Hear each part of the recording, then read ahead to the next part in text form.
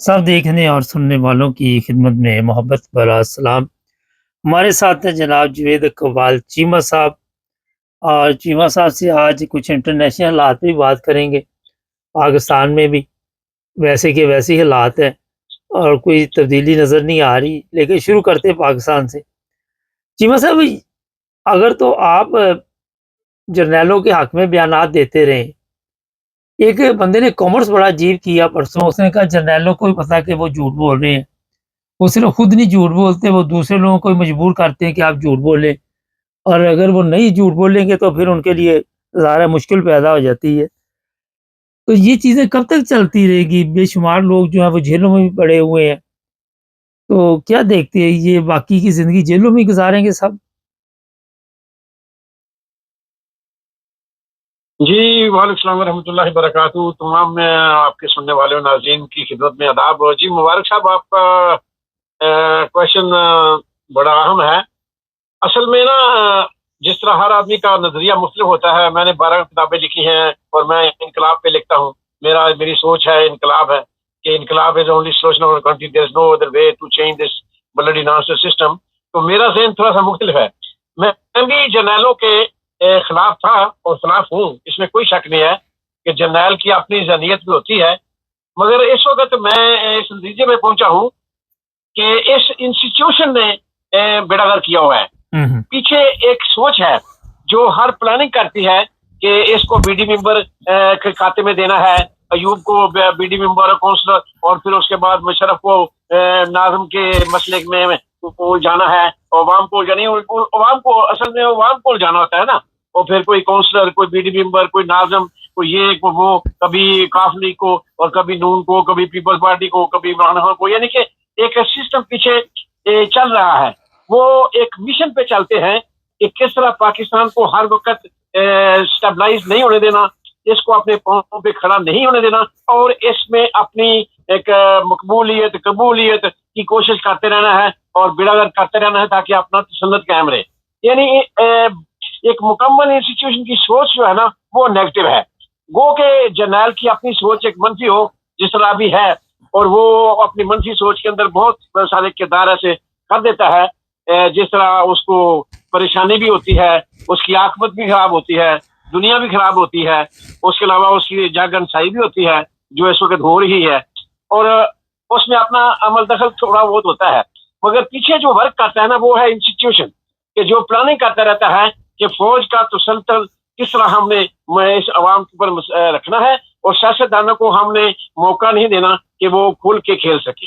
ये एक सोच पीछे एक कार फरमा है। ये बात ज़हन में रखी।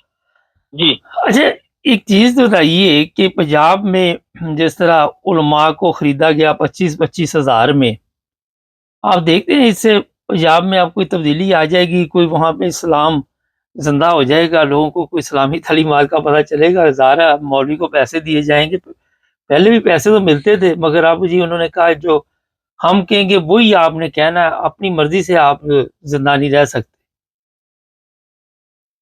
हाँ, मुबारक साहब, बात आपकी ठीक है। असल में ये मिशन भी आज का नहीं है।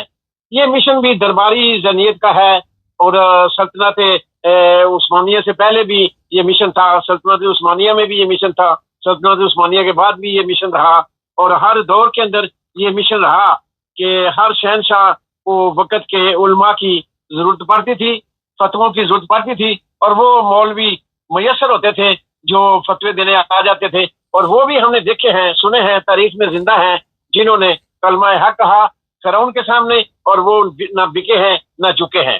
तो ये एक इम्तहान होता है इस वक्त मुसलमानों का, पूरी दुनिया के अंदर इम्तहान है कि वो किस कैटेगरी के हैं और किस कैपेसिटी में हैं, और उनका ईमान और यकीन और तकवा किस म्यार के ऊपर है। तो ये अल्लाह की तरफ से इन मौलियों के ऊपर आजाद है कि उनका ईमान चेक किया गया, उनका यकीन चेक किया गया, उनका तकवा चेक किया गया। क्योंकि एज ए मजहबी स्कॉलर ये एक बड़ा लंबा चैप्टर है। मैं इसको ईमान और यकीन को इकट्ठा जोड़ता हूँ कि मैं ईमान को कुछ नहीं समझता, मैं यकीन को समझता हूँ सब कुछ। क्यों? मैं कहता हूँ कि जैसा इकबाल ने कहा था, खिद ने भी कह दिया ला इला तो क्या हासिल, दिलों ने कहा मुसलमान नहीं तो कुछ भी नहीं। तो ईमान एक बज़ाहिर एक कलमा जुबान से इकरार करने वाली बात है। यकीन दिल से यकीन करने वाली बात है कि अल्लाह है, आखिरत है, मैं कब्र है, और जन्नत है, दोज़ख है, वो यकीन का अमल अगर मेरे अंदर 10% है और ईमान का लेवल मैं कहूँ मेरा 100% है, तो मैं जीरो हूँ, मैं कुछ भी नहीं हूँ, मैं झूठ बोल रहा हूँ, मैं बकवास कर रहा हूँ। मेरा यकीन अगर 70% है और मेरा ईमान का लेवल भी 70% होगा, ये नहीं हो सकता कि यकीन का लेवल मेरा 50% है और मेरा ईमान का लेवल 51% हो जाए, ये नहीं हो सकता। तो इसलिए ये मेरे अल्लाह ने इन मौलवियों को चेक किया है। इस वक्त आपने देखा, मैं एक मौलवी से बड़ा प्यार करता था, उसकी सूरत भी मुझे अच्छी लगती थी और वो मुझे अच्छा लगता था।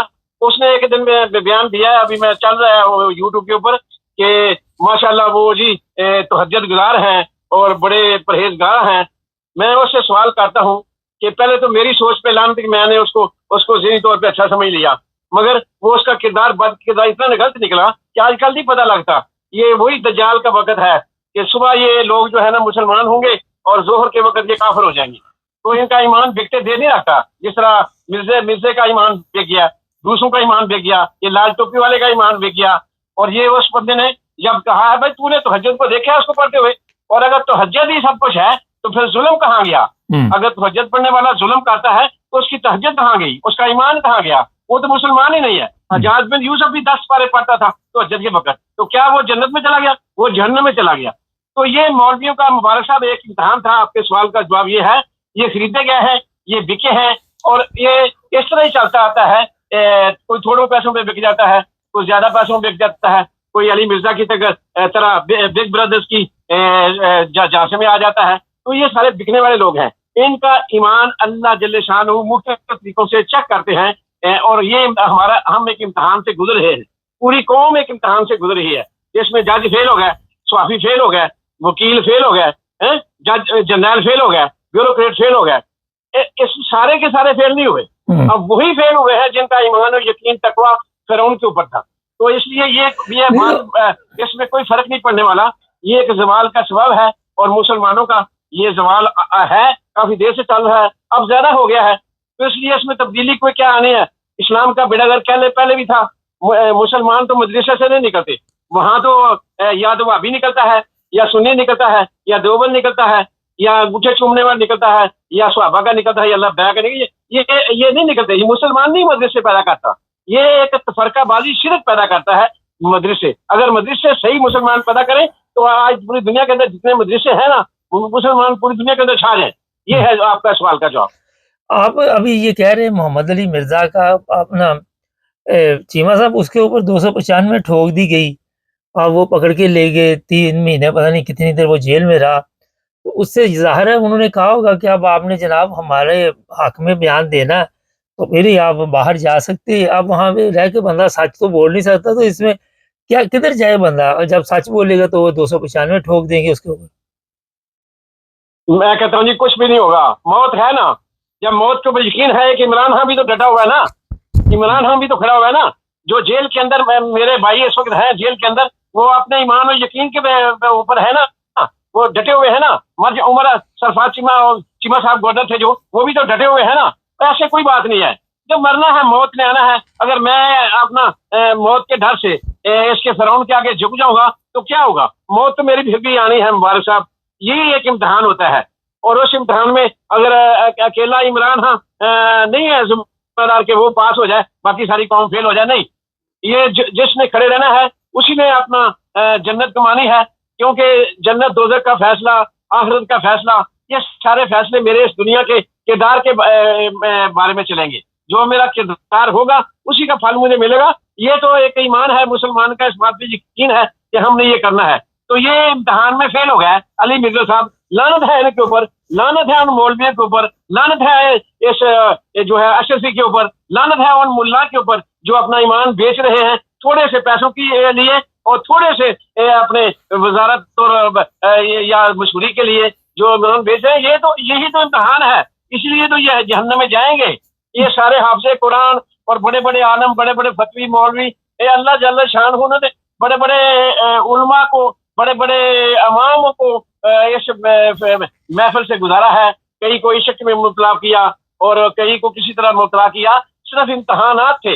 अल्लाह के इम्तहानात क्या यकूब अलैहिस्सलाम के ऊपर नहीं आए थे? क्या यूसुफ अलैहिस्सलाम के ऊपर नहीं आए थे? क्या नूह अलैहिस्सलाम के ऊपर नहीं आए थे? क्या लूत अलैहिस्सलाम के ऊपर नहीं आए थे? क्या हज़रत शुएब अलैहिस्सलाम के ऊपर नहीं आए थे? वो अल्लाह के इम्तहानात से नबी भी गुजरे हैं। वली भी गुजरे हैं, इमाम भी गुजरे हैं, और आजकल के दौर के ये छोटे छोटे मेरे जैसे गुनाहगार भी गुजरे हैं। अल्लाह जल्ले शानू का पैमाना कुछ और है।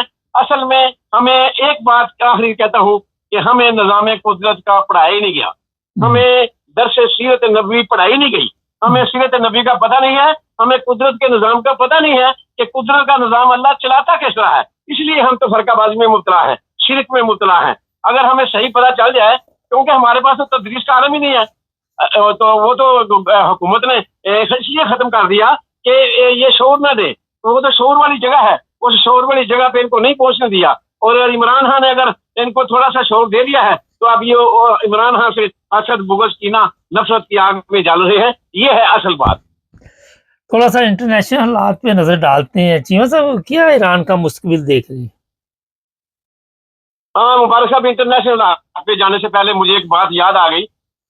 जिस तरह इमरान खान का कोई भाई नहीं था और जिस तरह बहनें उसके हक में खड़ी हैं, मैं उन बहनों को खराज तहसीन पेश करना चाहता हूँ और साथ ये रिक्वेस्ट करना चाहता हूँ कि देख लें, आज आपके सामने है कितने MPA-MNA कितने हलकों के, एक एक हलके से 20-20 लोग टिकटें लेने के लिए इमरान खान के पास जाएंगे, और पहले भी जाते थे, अपनी जूतियां रगड़ते थे, अपने पाँव पकड़ते थे और तल्ले मिलते करते थे, बल्कि 2-2, 4-4, 10, 20 करोड़ रुपया भी रिश्वत भी देने के लिए ऑफर करते थे।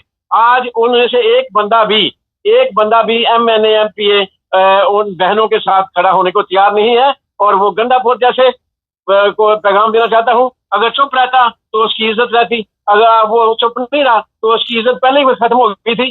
थोड़ी सी इज्जत बहाल हो रही थी उसकी खामोशी की वजह से, मगर उसने फिर बिड़ागर कर लिया खामोशी तोड़ के। तो मैं कहता हूँ कि या तो तरीके इंसाफ के लोगों को खामोश रहना चाहिए। अगर बक बक करनी है तो फिर अपनी आकबत खराब करनी है तो कर लो। बाकी जो भी खड़ा इस वक्त इमरान खान की बहनों के साथ होगा, मेरे हिसाब से वही वर्कर है, वही MPA का अहल है, वही MNA का टिकट का अहल है। दूसरा कोई बंदा वहाँ खड़ा और वहाँ MPA-MNA बनने का अहल नहीं है। तो इसलिए इस वक्त इम्तहान है तरीके इंसाफ का कि उन बहनों के साथ यकजहती का आधार किया जाए, और 10,000 नहीं लाखों लोग उधर पहुंचे, तब काम बढ़ेगा, तब एक दिन के अंदर काम बन जाएगा। अगर ये सारे पाकिस्तान के MPA-MNA या टिकट होल्डर या वर्कर जो अपने आप को तरीके इंसाफ का सही कहते हैं वो वहां पहुंचेंगे तो काम बनेगा। अब आते हैं आपके उस सवाल की तरफ जो इंटरनेशनल हालात हैं। तो मैं इसमें आपकी तसल्ली के लिए पूरे मुसलमानों के जो इस वक्त 2.5-3 अरब के पूरी दुनिया के अंदर हैं, मुसलमान इस वक्त दूसरे नंबर पे है आबादी के लिहाज से दुनिया के अंदर, दूसरे नंबर पे है जी मुबारक साहब। तो उसमें ये है कि मैं तो खुश नहीं हुआ, ईरान पे हमला हो तो मैं खुश हूँगा, मेरी सोच कुछ और है। मैं कहता हूँ कि इन मुसलमानों की जब लितर पिड़र होती है ना, इनके ऊपर जब लितर चलते हैं तो ये लितर पिड़र होगी तो इनको अकल आएगी, इनकी गैरत जागेगी, इनके ज़मीर जागेंगे। मेरे हुक्मरानों के जो मुसलमानों के ऊपर हुक्मरानी कर रहे हैं, और जो मुसलमान हैं वो भी अपने अंदर वो सोचें कि मुसलमान भी बोले ना, सिर्फ हुक्मरान के ऊपर क्यों छोड़ते हैं। अगर हुक्मरान बगैरत है, जलील है, कमीना है, खंजीर है, हरामी है, तो अवाम उठे। अवाम भी जिस तरह फिरौन छाया हुआ है पाकिस्तान के अंदर, इस तरह हर मुल्क के अंदर वो अपना फिरौन है, मुसलमान हुक्मरान वो बैठा हुआ है, और रियाया जो है ना बस वो अपने काम में मुतमिन है। तो इस तरह ना तो मुसलमान जिंदा होंगे, मुर्दे ही होंगे, पहले भी मुर्दा है फिर मुर्दा हो जाएंगे। तो मैं तो इस बात पे खुश नहीं हूँ कि ईरान पे हमला नहीं हुआ। मैं कहता हूँ ईरान पे हमला होना चाहिए, कुवैत पे भी हमला होना चाहिए, वो उर्दन पे भी होना चाहिए, सऊदी अरब पे भी होना चाहिए, पाकिस्तान के ऊपर भी होना चाहिए, कुवैत के ऊपर भी होना चाहिए, UAE के ऊपर होना, अमेरिका को चाहिए, इसराइल को चाहिए कि सारे मुसलमान हुक्मरानों या मुसलमान मुल्कों के ऊपर अपनी बमबारी करे, इनको हमला करे इनके ऊपर, और इनको जिस तरह भी इनको करना चाहता है जलील करे, ताकि इनकी इज्जत जागे, इनकी गैरत जागे और इनके ज़मीर जागे, और ये अपने पाँव पे खड़ा हो जाए और इनको पता चल जाए कि इस्लाम क्या है।